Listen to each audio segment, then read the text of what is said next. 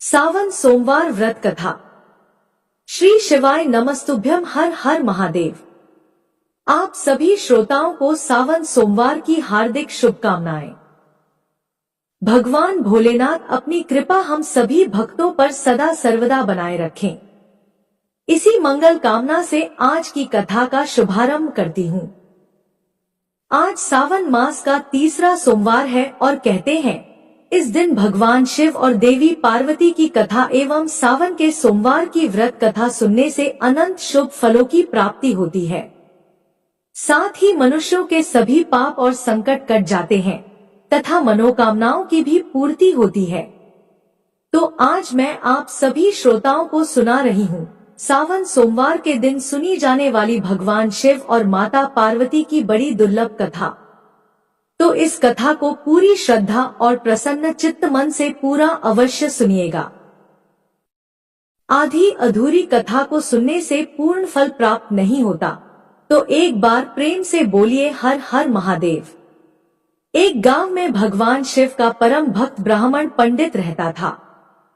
पंडित जी जब तक रोज सुबह ब्रह्मा मुहूर्त में उठकर नित्य कर्मों से निवृत्त होने के पश्चात भगवान शंकर का पूजन नहीं कर लेते थे, तब तक उन्हें चैन नहीं पड़ता था। जो कुछ भी दान दक्षिणा में आ जाता उसी से पंडित जी अपना गुजारा करते थे और दयालु इतने थे कि जब भी कोई जरूरतमंद मिल जाता तो अपनी क्षमता के अनुसार उसकी सेवा जरूर करते थे। इस कारण शिवजी के परम भक्त ब्राह्मण देवता गरीबी का जीवन व्यतीत कर रहे थे। पंडित जी की इस दानी प्रवृत्ति से उनकी पत्नी उनसे चिढ़ती तो थी, किंतु उनकी भक्ति परायणता को देख उनसे अत्यधिक प्रेम करती थी, इसलिए वह कभी भी उनका अपमान नहीं करती थी। साथ ही अपनी जरूरत का धन वह पास पड़ोस में मजदूरी करके जुटा लेती थी। एक समय ऐसा आया जब मंदिर में दान दक्षिणा कम आने लगी, जिससे पंडित जी को आर्थिक तंगी का सामना करना पड़ा।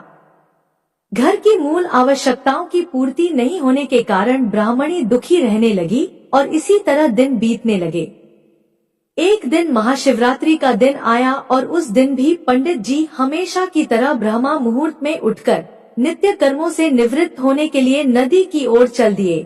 संयोग से उस समय उस राह से पार्वती जी और शिवजी गुजर रहे थे।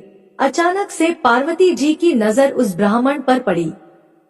आज पंडित जी महाशिवरात्रि को लेकर इतने उत्साहित नहीं थे जितने की अक्सर हुआ करते थे। पार्वती जी को बात समझते देर नहीं लगी और उन्होंने शिव जी से कहा, भगवान, यह ब्राह्मण देवता प्रतिदिन आपकी उपासना करते हैं, फिर भी आपको इसकी चिंता नहीं है। पार्वती जी की बात सुनकर शिवजी बोले, देवी, अपने भक्तों की चिंता मैं नहीं करूंगा तो कौन करेगा। भगवान शिव की ऐसी बातें सुनकर पार्वती जी बोली, है देव, अगर ऐसा है तो आपने अब तक इसकी सहायता क्यों नहीं की।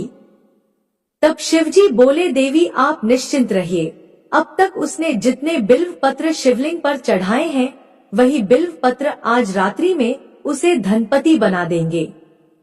यह बातचीत करके पार्वती जी और शिवजी तो चल दिए, किंतु संयोग देखिए उसी समय उस राह से एक व्यापारी गुजर रहा था। उसने छुपकर शिवजी और पार्वती जी की संपूर्ण वार्तालाप सुन लिया। व्यापारी ने अपना दिमाग चलाया और मन ही मन विचार करने लगा कि अगर बिल्व पत्र से ब्राह्मण धनपति हो सकता है तो फिर मैं क्यों नहीं हो सकता। यही सोचकर वह ब्राह्मण के घर पहुंच गया और ब्राह्मण से बोला, पंडित जी, आपने अब तक जितने भी बिल्व पत्र शिव पूजन में चढ़ाया है वह सब मुझे दे दीजिए, बदले में मैं आपको 100 स्वर्ण मुद्राएं दूंगा। पंडित जी ने अपनी पत्नी से पूछा तो वह बोली, पुण्य का दान ठीक तो नहीं है, किंतु हमें धन की भी जरूरत है, इसलिए दे दीजिए। पंडित जी ने सारे बिल्व पत्र बोरे में भरकर सेठ जी को दे दिए। बिल्व पत्रों का बोरा लेकर सेठ जी पहुंच गए मंदिर और शिवलिंग पर चढ़ाकर देखने लगे कि कब भगवान शिवजी कृपा करेंगे और कब वह और धनपति बन जाएगा। प्रतीक्षा करते करते सेठ जी को आधी रात हो गई। सेठ जी चमत्कार देखने के लिए बहुत उतावले हो रहे थे। अंत में तीसरा पहर गुजरने के बाद सेठ जी के सब्र का बांध टूट गया और क्रोध में आकर सेठ जी शिवलिंग को झकझोरने लगे। फिर अचानक चमत्कार हुआ और सेठ जी के हाथ शिवलिंग से ही चिपके रह गए। उन्होंने बहुत प्रयास किया किंतु हाथ हिले तक नहीं। थक हार कर सेठ जी शिव जी से क्षमा याचना करने लगे तो शिव जी बोले, हे लोभी सेठ, जिस ब्राह्मण से तूने यह बिल्व पत्र खरीदे हैं उसे 1000 स्वर्ण मुद्राएं दे, तब जाकर तेरे हाथ छूटेंगे। प्रातः काल जब पंडित जी पूजन के लिए आए तो उन्होंने देखा कि सेठ जी के हाथ शिवलिंग से चिपके हुए हैं और सेठ जी रो रहे हैं। उन्होंने पूछा तो सेठ बोला, पंडित जी, शीघ्रता से मेरे बेटे को 1000 स्वर्ण मुद्राएं लेकर मंदिर आने को कहिए। पंडित जी ने सेठ के बेटे को बुलाया और सेठ ने वह स्वर्ण मुद्राएं ब्राह्मण को दिलवा दिए। तब कहीं जाकर सेठ के हाथ शिवलिंग से छूटे। एक दिन पार्वती जी शिव जी से पूछती हैं, हे नाथ, आपने अब तक अपने भक्त को कोई धन नहीं दिया? शिव जी बोले, देवी, मेरे पास कहाँ धन है जो मैं दूंगा, किंतु मेरा भक्त अब गरीब नहीं है, यह तुम स्वयं देख लो। जैसी कृपा भगवान शिव और माता पार्वती ने उस ब्राह्मण पर की, ऐसी ही कृपा भगवान हम सब पर करें। बोलिए शंकर पार्वती भगवान की जय। अब आइए श्रवण करते हैं सावन सोमवार की पौराणिक कथा, जिसे सुनने मात्र से ही भोलेनाथ की कृपा प्राप्त होती है। अमरपुर नगर में एक धनी व्यापारी रहता था और दूर दूर तक उसका व्यापार फैला हुआ था। नगर में उस व्यापारी का सभी लोग मान सम्मान करते थे। इतना सब कुछ होने पर भी वह व्यापारी अंतर्मन से बहुत दुखी था, क्योंकि उस व्यापारी का कोई पुत्र नहीं था। दिन रात उसे एक ही चिंता सताती रहती थी कि उसकी मृत्यु के बाद उसके इतने बड़े व्यापार और धन संपत्ति को कौन संभालेगा। पुत्र पाने की इच्छा से वह व्यापारी प्रत्येक सोमवार भगवान शिव की व्रत पूजा किया करता था। सायंकाल को व्यापारी शिव मंदिर में जाकर भगवान शिव के सामने घी का दीपक जलाया करता था। उस व्यापारी की भक्ति देखकर एक दिन देवी पार्वती ने भगवान शिव से कहा, हे प्राणनाथ, यह व्यापारी आपका सच्चा भक्त है। कितने दिनों से यह सोमवार का व्रत और पूजा नियमित कर रहा है। हे प्रभु, आप इस व्यापारी की मनोकामना को अवश्य पूर्ण करें। भगवान शिव ने मुस्कुराते हुए कहा, हे पार्वती, इस संसार में सबको उसके कर्म के अनुसार फल की प्राप्ति होती है। प्राणी जैसा कर्म करते हैं उन्हें वैसा ही फल प्राप्त होता है। इसके बावजूद भी पार्वती जी नहीं मानी। उन्होंने भगवान भोलेनाथ से आग्रह करते हुए कहा, नहीं प्राणनाथ, आपको इस व्यापारी की इच्छा पूरी करनी ही पड़ेगी, क्योंकि यह आपका अनन्य भक्त है। प्रत्येक सोमवार आपका विधिवत व्रत रखता है और पूजा अर्चना के बाद आपको भोग लगाकर एक समय भोजन ग्रहण करता है। आपको इसे पुत्र प्राप्ति का वरदान देना ही होगा। देवी पार्वती का इतना आग्रह देखकर भगवान शिव ने कहा, है देवी, तुम्हारे आग्रह पर मैं इस व्यापारी को पुत्र प्राप्ति का वरदान देता हूँ, लेकिन इसका पुत्र 16 वर्ष से अधिक जीवित नहीं रहेगा। उसी रात भगवान शिव ने स्वप्न में उस व्यापारी को दर्शन देकर उसे पुत्र प्राप्ति का वरदान दिया और उसके पुत्र के 16 वर्ष तक जीवित रहने की बात भी बताई। भगवान के वरदान से व्यापारी को खुशी तो हुई, लेकिन पुत्र की अल्पायु की चिंता ने उस खुशी को नष्ट कर दिया। व्यापारी पहले की तरह सोमवार का विधिवत व्रत करता रहा। कुछ महीने पश्चात उसके घर अति सुंदर पुत्र उत्पन्न हुआ। पुत्र जन्म से व्यापारी के घर में खुशियां भर गईं। बहुत धूमधाम से पुत्र जन्म का समारोह मनाया गया। व्यापारी को पुत्र जन्म की अधिक खुशी नहीं हुई, क्योंकि उसे पुत्र की अल्पायु के रहस्य का पता था। उस व्यापारी के अलावा यह रहस्य घर में किसी को नहीं मालूम था। विद्वान ब्राह्मणों ने उस पुत्र का नाम अमर रखा। जब अमर 12 वर्ष का हुआ तो शिक्षा प्राप्ति के लिए उसे वाराणसी भेजने का निश्चय हुआ। व्यापारी ने अमर के मामा दीपचंद को बुलाया और कहा कि अमर को शिक्षा प्राप्त करने के लिए वाराणसी छोड़ आओ। अमर अपने मामा के साथ शिक्षा प्राप्त करने के लिए चल दिया। रास्ते में जहां भी अमर और दीपचंद रात्रि विश्राम के लिए ठहरते, वहीं यज्ञ करते और ब्राह्मणों को भोजन कराते थे। लंबी यात्रा के बाद अमर और दीपचंद एक नगर में पहुंचे। उस नगर के राजा की कन्या के विवाह की खुशी में पूरे नगर को सजाया गया था। निश्चित समय पर बारात आ गई, लेकिन वर का पिता अपने बेटे के एक आंख से काने होने के कारण बहुत चिंतित था। उसे इस बात का भय सता रहा था कि राजा को इस बारे में पता चल गया तो कहीं वह विवाह से इनकार न कर दे और इससे उसकी बदनामी होगी। वर के पिता ने अमर को देखा तो उसके मस्तिष्क में एक विचार आया। उसने सोचा, क्यों न इस लड़के को दूल्हा बनाकर राजकुमारी से विवाह करा दूं। विवाह के बाद इसको धन देकर विदा कर दूंगा और राजकुमारी को अपने नगर में ले जाऊंगा। वर के पिता ने इसी संबंध में अमर और दीपचंद से बात की। दीपचंद ने धन मिलने के लालच में वर के पिता की बात स्वीकार कर ली। अमर को दूल्हे के वस्त्र पहनाकर राजकुमारी चंद्रिका से विवाह करा दिया गया। राजा ने बहुत सा धन देकर राजकुमारी को विदा किया। अमर जब लौट रहा था तो सच नहीं छिपा सका और उसने राजकुमारी की ओढ़नी पर लिख दिया कि राजकुमारी चंद्रिका, तुम्हारा विवाह तो मेरे साथ हुआ था, लेकिन मैं तो वाराणसी में शिक्षा प्राप्त करने जा रहा हूँ। अब तुम्हें जिस नवयुवक की पत्नी बनना पड़ेगा वह एक आंख से काना है। जब राजकुमारी ने अपनी ओढ़नी पर लिखा हुआ देखा और उसे पढ़ा तो उसने काने लड़के के साथ जाने से इनकार कर दिया। जब राजा को जानकारी मिली कि काने राजकुमार के साथ उसकी पुत्री का विवाह नहीं हुआ है तो राजकुमारी को महल में रख लिया। उधर अमर अपने मामा दीपचंद के साथ वाराणसी पहुंच गया। अमर ने गुरुकुल में पढ़ना शुरू कर दिया। जब अमर की आयु 16 वर्ष पूरी हुई तो उसने एक यज्ञ किया। यज्ञ की समाप्ति पर ब्राह्मणों को भोजन कराया और खूब अन्न वस्त्र दान किए। रात को अमर अपने शयन कक्ष में सो गया। शिवजी के वरदान के अनुसार शयनावस्था में ही अमर के प्राण पखेरु उड़ गए। सूर्योदय पर मामा अमर को मृत देखकर रोने पीटने लगा। आसपास के लोग भी एकत्र होकर दुख प्रकट करने लगे। मामा के रोने विलाप करने के स्वर समीप से गुजरते हुए भगवान शिव और माता पार्वती ने भी सुने। पार्वती जी ने भगवान से कहा, प्राणनाथ, मुझसे इसके रोने के स्वर सहन नहीं हो रहे, आप इस व्यक्ति के कष्ट अवश्य दूर करें। भगवान शिव ने पार्वती जी के साथ अदृश्य रूप में समीप जाकर अमर को देखा तो पार्वती जी से बोले, हे देवी, यह तो उसी व्यापारी का पुत्र है जिसे मैंने 16 वर्ष की आयु का वरदान दिया था, इसकी आयु तो पूरी हो गई।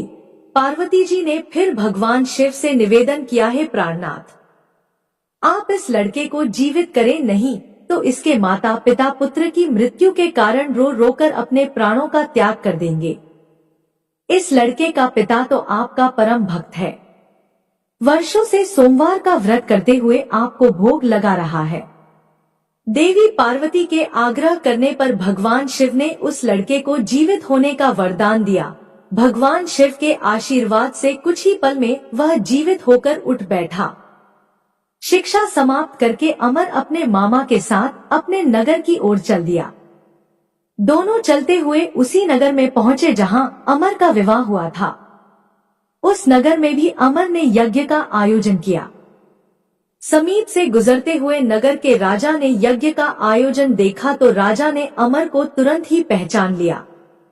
यज्ञ समाप्त होने पर राजा अमर और उसके मामा को महल में ले गया और कुछ दिन उन्हें महल में रखकर बहुत सा धन और वस्त्र देकर राजकुमारी के साथ विदा किया। रास्ते में सुरक्षा के लिए राजा ने बहुत से सैनिकों को भी साथ भेजा। दीपचंद नगर में पहुंचते ही एक दूत को घर भेजकर अपने आगमन की सूचना भेजी। अपने बेटे अमर के जीवित वापस लौटने की सूचना से व्यापारी बहुत प्रसन्न हुआ। व्यापारी ने अपनी पत्नी के साथ स्वयं को एक कमरे में बंद कर रखा था। भूखे प्यासे रहकर व्यापारी और उसकी पत्नी बेटे की प्रतीक्षा कर रहे थे। उन्होंने प्रतिज्ञा कर रखी थी कि यदि उन्हें उनके बेटे की मृत्यु का समाचार मिला तो दोनों अपने प्राण त्याग देंगे। व्यापारी अपनी पत्नी और मित्रों के साथ नगर के द्वार पर पहुंचा। अपने बेटे के विवाह का समाचार सुनकर और पुत्रवधू राजकुमारी चंद्रिका को देखकर उसकी खुशी का ठिकाना न रहा। उसी रात भगवान शिव ने व्यापारी के स्वप्न में आकर कहा, है श्रेष्ठी, मैंने तेरे सोमवार के व्रत करने और व्रत कथा सुनने से प्रसन्न होकर तेरे पुत्र को लंबी आयु प्रदान की है। भगवान शिव की बातें सुनकर व्यापारी स्वप्न में ही बहुत प्रसन्न हुआ। सोमवार का व्रत करने से व्यापारी के घर में खुशियां लौट आईं। शास्त्रों में लिखा है कि जो स्त्री पुरुष सोमवार का विधिवत व्रत करते और व्रत कथा को सुनते हैं, उनकी सभी इच्छाएं पूरी होती हैं। एक बार प्रेम से बोलिए हर हर महादेव, जय माता पार्वती। अब आइए श्रवण करते हैं भोलेनाथ की दुर्लभ कथा। यह कथा शिव पुराण में वर्णित है। शिव पुराण में कहा गया है, जो भी भक्त सावन में इस कथा को शांत मन से भक्ति भाव से सुनता है तो उसके जन्मों का दुख दारिद्र्य समाप्त हो जाता है, दरिद्र धनवान हो जाते हैं, रोगी रोग मुक्त हो जाते हैं और भाग्य का द्वार खुलता है। तो आइए श्रवण करते हैं शिवजी और माता पार्वती की कल्याणकारी कथा। यदि आपने यह कथा पूरे अंत तक सुन लिया तो यकीनन आपको अपनी परेशानियों से छुटकारा मिल जाएगा और शिवजी की कृपा से सभी बिगड़े काम बन जाएंगे। इसीलिए कथा को पूरे मन से पूरा अवश्य सुने, क्योंकि कथा को पूरा सुनने से ही लाभ मिलता है और कथा को आधा अधूरा सुनने से भगवान भोलेनाथ का अपमान होता है। वाशकल नामक गांव में बिंदुक नाम का एक ब्राह्मण रहता था। वह अधर्मी, दुरात्मा एवं महापापी था। उसकी स्त्री बहुत सुंदर थी और उसका नाम चंचुला था। वह सदा उत्तम धर्म का पालन करती थी, परंतु बिंदुक वेश्यागामी था। इस तरह कुकर्म करते हुए बहुत समय व्यतीत हो गया। उसकी स्त्री काम से पीड़ित होने पर भी स्वधर्मनाश के भय से क्लेश सहकर भी काफी समय तक धर्म भ्रष्ट नहीं हुई, परंतु आगे चलकर वह भी अपने दुराचारी पति के आचरण से प्रभावित होकर दुराचारिणी और अपने धर्म से विमुख हो गई। इस तरह दुराचार में डूबे हुए उन पति पत्नी का बहुत सा समय व्यर्थ बीत गया। वेश्यागामी दूषित बुद्धि वाला वह दुष्ट ब्राह्मण बिंदुक समयानुसार मृत्यु को प्राप्त हो नरक में चला गया। बहुत दिनों तक नरक के दुखों को भोगकर वह मूढ़ बुद्धि पापी विंध्य पर्वत पर भयंकर पिशाच हुआ। इधर उस दुराचारी बिंदुक के मर जाने पर वह चंचुला नामक स्त्री बहुत समय तक पुत्रों के साथ अपने घर में रहती रही। पति की मृत्यु के बाद वह भी अपने धर्म से गिरकर पराये पुरुषों का संग करने लगी थी। सतियां विपत्ति में भी अपने धर्म का पालन करना नहीं छोड़ती, यही तो तप है। तप कठिन तो होता है, लेकिन इसका फल मीठा होता है। विषय इस सत्य को नहीं जानता, इसीलिए वह विषयों के विषफल का स्वाद लेते हुए भोग करता है। एक दिन दैवयोग से किसी पुण्य पर्व के आने पर वह अपने भाई बंधुओं के साथ गोकर्ण क्षेत्र में गई। उसने तीर्थ के जल में स्नान किया एवं बंधुजनों के साथ यत्र तत्र घूमने लगी। घूमते घूमते वह एक देव मंदिर में गई। वहां उसने एक ब्राह्मण के मुख से भगवान शिव की परम पवित्र एवं मंगलकारी कथा सुनी। कथावाचक ब्राह्मण कह रहे थे कि जो स्त्रियां व्यभिचार करती हैं, वे मरने के बाद जब यमलोक जाती हैं, तब यमराज के दूत उन्हें तरह तरह से यंत्रणा देते हैं। वे उसके कामांगों को तप्त लौह दंडों से दागते हैं। तप्त लौह के पुरुष से उसका संसर्ग कराते हैं। ये सारे दंड इतनी वेदना देने वाले होते हैं कि जीव पुकार पुकार कर कहता है कि अब वह ऐसा नहीं करेगा, लेकिन यमदूत उसे छोड़ते नहीं। कर्मों का फल तो सभी को भोगना पड़ता है, क्योंकि देव, ऋषि, मनुष्य सभी इससे बंधे हुए हैं। ब्राह्मण के मुख से यह वैराग्य बढ़ाने वाली कथा सुनकर चंचुला भय से व्याकुल हो गई। कथा समाप्त होने पर सभी लोग वहां से चले गए। तब कथा बांचने वाले ब्राह्मण देवता से चंचुला ने कहा, हे ब्राह्मण, धर्म को न जानने के कारण मेरे द्वारा बहुत बड़ा दुराचार हुआ है। स्वामी, मेरे ऊपर कृपा कर मेरा उद्धार कीजिए। आपके प्रवचन को सुनकर मुझे इस संसार से वैराग्य हो गया है। मुझ मूढ़ चित्त वाली पापिनी को धिक्कार है। मैं निंदा के योग्य हूँ। मैं बुरे विषयों में फंसकर अपने धर्म से विमुख हो गई थी। कौन मुझ जैसी कुमार्ग में मन लगाने वाली पापिनी का साथ देगा? जब यमदूत मेरे गले में फंदा डालकर मुझे बांधकर ले जाएंगे और नरक में मेरे शरीर के टुकड़े करेंगे, तब मैं कैसे उन महायातनाओं को सहन कर पाऊंगी? मैं सब प्रकार से नष्ट हो गई हूँ, क्योंकि अभी तक मैं हर तरह से पाप में डूबी रही हूँ।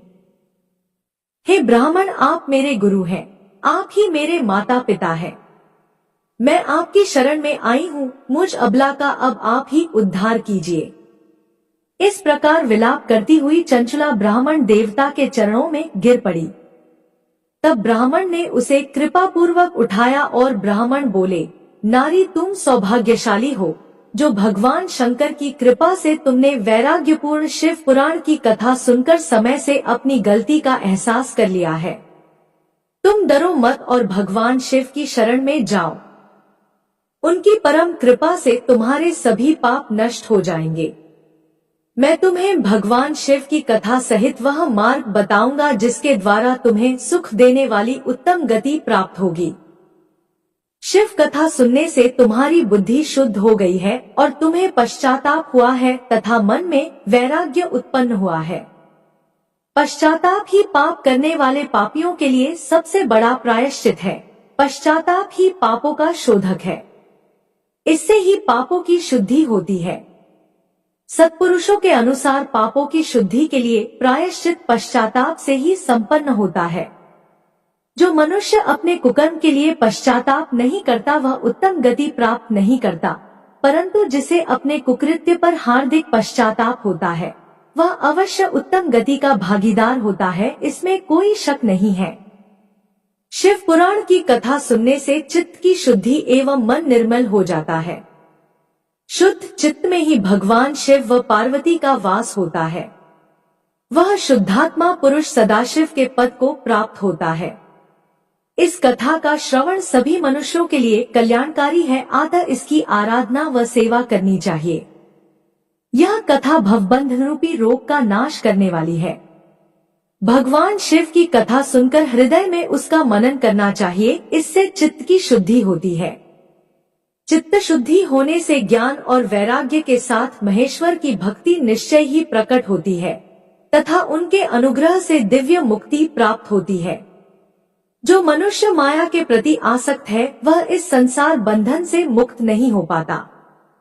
हे ब्राह्मण पत्नी, तुम अन्य विषयों से अपने मन को हटाकर भगवान शंकर की इस परम पावन कथा को सुनो, इससे तुम्हारे चित्त की शुद्धि होगी और तुम्हें मोक्ष की प्राप्ति होगी। जो मनुष्य निर्मल हृदय से भगवान शिव के चरणों का चिंतन करता है उसकी एक ही जन्म में मुक्ति हो जाती है। यह कहकर वे ब्राह्मण चुप हो गए। उनका हृदय करुणा से भर गया और वे ध्यान में मग्न हो गए। ब्राह्मण का उक्त उपदेश सुनकर चंचला के नेत्रों में आनंद के आंसू छलक आए। वह हर्ष भरे हृदय से ब्राह्मण देवता के चरणों में गिर गई और हाथ जोड़कर बोली, मैं कृतार्थ हो गई। हे ब्राह्मण, शिव भक्तों में श्रेष्ठ स्वामिन आप धन्य हैं। आप परमार्थदर्शी हैं और सदा परोपकार में लगे रहते हैं। हे मुनिवर, मैं नरक के समुद्र में गिर रही हूँ, कृपा कर मेरा उद्धार कीजिए। जिस पौराणिक व अमृत के समान सुंदर शिव पुराण कथा की बात आपने की है उसे सुनकर ही मेरे मन में वैराग्य उत्पन्न हुआ है। उस अमृतमयी शिव पुराण कथा को सुनने के लिए मेरे मन में बड़ी श्रद्धा हो रही है। कृपया आप मुझे उसे सुनाइए। शिव पुराण की कथा सुनने की इच्छा मन में लिए हुए चंचला उन ब्राह्मण देवता की सेवा में वहीं रहने लगी। उस गोकर्ण नामक महाक्षेत्र में उन ब्राह्मण देवता के मुख से चंचला शिव पुराण की भक्ति, ज्ञान और वैराग्य बढ़ाने वाली और मुक्ति देने वाली परम उत्तम कथा सुनकर कृतार्थ हुई। उसका चित्त शुद्ध हो गया। वह अपने हृदय में शिव के सगुण रूप का चिंतन करने लगी। वह सदैव शिव के सच्चिदानंदमय स्वरूप का स्मरण करती थी। तत्पश्चात अपना समय पूर्ण होने पर चंचला ने बिना किसी कष्ट के अपना शरीर त्याग दिया। उसे लेने के लिए एक दिव्य विमान वहां पहुंचा। यह विमान शोभा साधनों से सजा था एवं शिव गणों से सुशोभित था। चंचुला विमान से शिवपुरी पहुंची, उसके सारे पाप धुल गए और वह दिव्यांगना हो गई। वह गौरांगी देवी मस्तक पर अर्धचंद्र का मुकुट व अन्य दिव्य आभूषण पहने शिवपुरी पहुंची। वहां उसने सनातन देवता त्रिनेत्रधारी महादेव शिव को देखा। सभी देवता उनकी सेवा में भक्तिभाव से उपस्थित थे। उनकी अंग कांति करोड़ों सूर्यों के समान प्रकाशित हो रही थी। 5 मुख और हर मुख में 3-3 नेत्र थे। मस्तक पर अर्धचंद्राकार मुकुट शोभायमान हो रहा था। कंठ में नील चिन्ह था। उनके साथ में देवी गौरी विराजमान थी, जो विद्युत पुंज के समान प्रकाशित हो रही थी। महादेव जी की कांति कपूर के समान गौर थी। उनके शरीर पर श्वेत वस्त्र थे तथा शरीर श्वेत भस्म से युक्त था। इस प्रकार भगवान शिव के परम उज्जवल रूप के दर्शन कर चंचुला बहुत प्रसन्न हुई। उसने भगवान को बारंबार प्रणाम किया और हाथ जोड़कर प्रेम, आनंद और संतोष से युक्त हो विनीत भाव से खड़ी हो गई। उसके नेत्रों से आनंदाश्रुओं की धारा बहने लगी। भगवान शंकर व भगवती गौरी उमा ने करुणा के साथ सौम्य दृष्टि से देखकर चंचुला को अपने पास बुलाया। गौरी उमा ने उसे प्रेम पूर्वक अपनी सखी बना लिया। चंचुला सुखपूर्वक भगवान शिव के धाम में उमा देवी की सखी के रूप में निवास करने लगी। एक दिन चंचुला आनंद में मग्न उमा देवी के पास गई और दोनों हाथ जोड़कर उनकी स्तुति करने लगी। चंचुला बोली, हे गिरिराज नंदिनी स्कंद माता उमा, आप सभी मनुष्यों एवं देवताओं द्वारा पूज्य तथा समस्त सुखों को देने वाली हैं। आप शंभुप्रिया हैं, आप ही सगुणा और निर्गुणा हैं। हे सच्चिदानंद स्वरूपिणी, आप ही प्रकृति की पोषक हैं। हे माता, आप ही संसार की सृष्टि, पालन और संहार करने वाली हैं। आप ही ब्रह्मा, विष्णु और महेश को उत्तम प्रतिष्ठा देने वाली परम शक्ति हैं। सद्गति प्राप्त चंचुला इस प्रकार देवी की स्तुति कर शांत हो गई। उसकी आंखों में प्रेम के आंसू उमड़ आए। तब शंकर प्रिया भक्तवत्सला उमा देवी ने बड़े प्रेम से चंचुला को चुप कराते हुए कहा, सखी चंचुला, मैं तुम्हारी स्तुति से प्रसन्न हूँ, बोलो क्या वर मांगती हो। चंचुला बोली, हे गिरिराज कुमारी, मेरे पति बिंदुक इस समय कहाँ हैं? मुझे बताइए और कुछ उपाय कीजिए ताकि हम फिर से मिल सकें। हे महादेवी, मेरे पति एक शूद्र जाति वेश्या के प्रति आसक्त थे और पाप में ही डूबे रहते थे। गिरिजा बोली, बेटी तुम्हारा पति बिंदुक बड़ा पापी था, उसका अंत बड़ा भयानक हुआ। वेश्या का उपभोग करने के कारण वह मूर्ख नरक में अनेक वर्षों तक अनेक प्रकार के दुख भोग कर अब शेष पाप को भोगने के लिए विंध्य पर्वत पर पिशाच की योनि में रह रहा है। वह दुष्ट वही वायु पीकर रहता है और सब प्रकार के कष्ट सहता है। गौरी देवी की यह बात सुनकर चंचुला अत्यंत दुखी हो गई। फिर मन को किसी तरह स्थिर करती हुई दुखी हृदय से मां गौरी से उसने एक बार फिर पूछा, है महादेवी, मुझ पर कृपा कीजिए और मेरे पापी पति का अब उद्धार कर दीजिए। कृपा करके मुझे वह उपाय बताइए जिससे मेरे पति को उत्तम गति प्राप्त हो सके। गौरी देवी ने कहा, यदि तुम्हारा पति बिंदुक शिव पुराण की पुण्य में उत्तम कथा सुने तो वह इस दुर्गति को पार करके उत्तम गति का भागी हो सकता है। अमृत के समान मधुर गौरी देवी का यह वचन सुनकर चंचुला ने दोनों हाथ जोड़कर मस्तक झुकाकर उन्हें बारंबार प्रणाम किया तथा प्रार्थना की कि मेरे पति को शिव पुराण सुनाने की व्यवस्था कीजिए। ब्राह्मण पत्नी चंचुला के बार बार प्रार्थना करने पर शिवप्रिया गौरी देवी ने भगवान शिव की महिमा का गान करने वाले गंधर्वराज तुम्बुरो को बुलाकर कहा, तुम्बुरो, तुम्हारी भगवान शिव में प्रीति है। तुम मेरे मन की सभी बातें जानकर मेरे कार्यों को सिद्ध करते हो। तुम मेरी इस सखी के साथ विंध्य पर जाओ।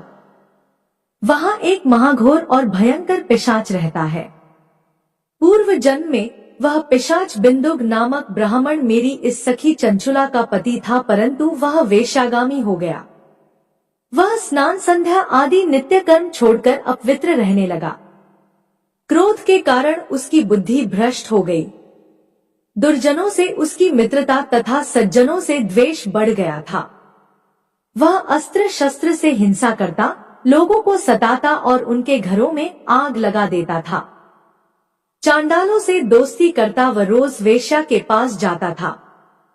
पत्नी को त्याग कर दुष्ट लोगों से दोस्ती कर उन्हीं के संपर्क में रहता था। वह मृत्यु तक दुराचार में फंसा रहा। मृत्यु के बाद उसे पापियों के भोग स्थान यमपुर ले जाया गया। वहां घोर नरकों को सहकर इस समय वह विंध्य पर्वत पर पिशाच बनकर रह रहा है और पापों का फल भोग रहा है। तुम उसके सामने परम पुण्य में पापों का नाश करने वाली शिव पुराण की दिव्य कथा का प्रवचन करो। इस कथा को सुनने से उसका हृदय सभी पापों से मुक्त होकर शुद्ध हो जाएगा और वह प्रेत योनि से मुक्त हो जाएगा। दुर्गति मुक्त होने पर उस बिंदुक नामक पिशाच को विमान पर बिठाकर तुम भगवान शिव के पास ले आना। माँ उमा का आदेश पाकर गंधर्वराज तुम्बुरो प्रसन्नता पूर्वक अपने भाग्य की सराहना करते हुए चंचुला को साथ लेकर विमान से पिशाच के निवास स्थान विंध्य पर्वत गया। वहां पहुंचकर उसने उस विकराल आकृति वाले पिशाच को देखा। उसका शरीर विशाल था, उसकी ठोड़ी बड़ी थी। वह कभी हंसता, कभी रोता और कभी उछलता था। महाबली तुम्बुरो ने बिंदुक नामक पिशाच को पाशों से बांध लिया। उसके पश्चात तुम्बुरो ने शिव पुराण की कथा बांचने के लिए स्थान तलाश कर मंडप की रचना की। शीघ्र ही इस बात का पता लोगों को चल गया कि एक पिशाच के उद्धार हेतु देवी पार्वती की आज्ञा से तुम्बुरो शिव पुराण की अमृत कथा सुनाने विंध्य पर्वत पर आया है। उस कथा को सुनने के लोभ से बहुत से देवर्षि वहां पहुंच गए। सभी को आदर पूर्वक स्थान दिया गया। पिशाच बिंदुक को पाशों में बांधकर आसन पर बिठाया गया और तब तुम्बुरो ने परम उत्तम शिव पुराण की अमृत कथा का गान शुरू किया। उसने पहली विद्येश्वर संहिता से लेकर 7वीं वायु संहिता तक शिव पुराण की कथा का स्पष्ट वर्णन किया। सातों संहिताओं सहित शिव पुराण को सुनकर सभी श्रोता कृतार्थ हो गए। परम पुण्यमय शिव पुराण को सुनकर पिशाच सभी पापों से मुक्त हो गया और उसने पिशाच शरीर का त्याग कर दिया। शीघ्र ही उसका रूप दिव्य हो गया। उसका शरीर गौर वर्ण का हो गया। शरीर पर श्वेत वस्त्र एवं पुरुषों के आभूषण आ गए। इस प्रकार दिव्य देहधारी होकर बिंदुक अपनी पत्नी चंचुला के साथ स्वयं भी भगवान शिव का गुणगान करने लगा। उसे इस दिव्य रूप में देखकर सभी को बहुत आश्चर्य हुआ। उसका मन परम आनंद से परिपूर्ण हो गया। सभी भगवान महेश्वर के अद्भुत चरित्र को सुनकर कृतार्थ हो उनका यशोगान करते हुए अपने अपने धाम को चले गए। बिंदुक अपनी पत्नी चंचुला के साथ विमान में बैठकर शिवपुरी की ओर चल दिया। महेश्वर के गुणों का गान करता हुआ बिंदुक अपनी पत्नी चंचुला व तुम्बुरो के साथ शीघ्र ही शिवधाम पहुंच गया। भगवान शिव व देवी पार्वती ने उसे अपना पार्षद बना लिया। दोनों पति पत्नी सुखपूर्वक भगवान महेश्वर एवं देवी गौरी के श्री चरणों में अविचल निवास पाकर धन्य हो गए। एक बार प्रेम से बोलिए शंकर भगवान की जय।